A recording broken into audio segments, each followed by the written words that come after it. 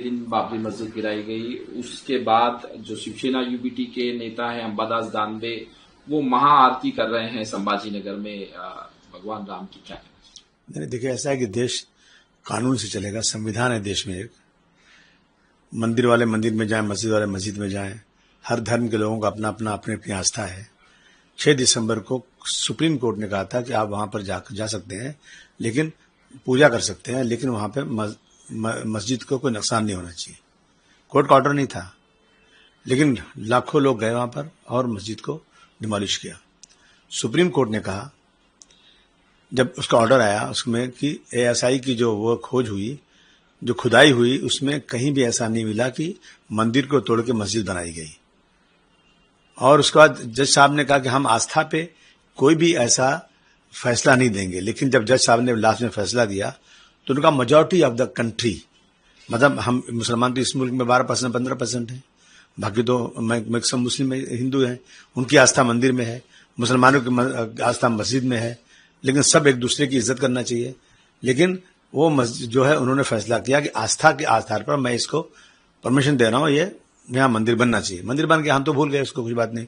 लेकिन 6 दिसंबर इस देश का कानून टूटा है, इस देश का के संविधान को धक्का लगा है, तो अफसोस होता है। मगर हमारे जख्मों को हरा करने की कोशिश क्यों कर रहे हैं?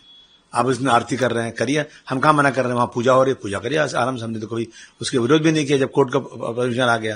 लेकिन आज देश में सिर्फ और सिर्फ किसी तरह से मुस्लिम को टारगेट किया जाए। मैं पूछूं, आज जो है उसी अयोध्या के अंदर एक मंदिर नहीं है, हजारों मंदिरें हैं।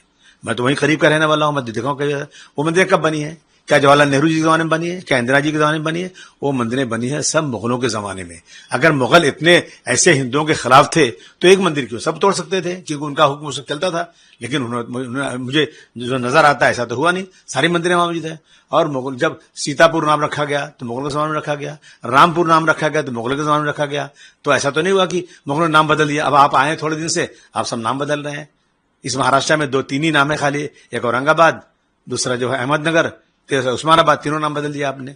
अब महाराष्ट्र एक मुगल सराय था नाम स्टेशन का, वो बदल दिया, हमें कोई एतराज नहीं, बदलिए, मेजोरिटी आपकी है। अगर मेजोरिटी के बेस पर फैसला होने लग गया तो मतलब माइनॉरिटी खत्म, फिर तो संविधान का कोई मतलब नहीं होता है। हम आज के दिन हमको इतना कम से कम गम करने का तो हक होना चाहिए ना कि एक मस्जिद खड़ी थी और सिर्फ वो मस्जिद जो है बिना कोर्ट के ऑर्डर से तोड़ी गई, और जो है वहां मंदिर बनाने का जो हुक्म हुआ वो आस्था के बेस पे हुआ। तो कम से कम आज के दिन हम उसको याद तो करें।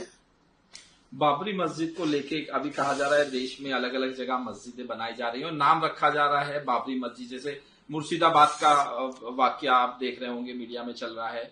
क्या कहना चाहते हैं? नहीं, देखिए, अगर अपने पैसे से कोई मस्जिद बनाता है, किसी को छेड़ने की जरूरत नहीं है।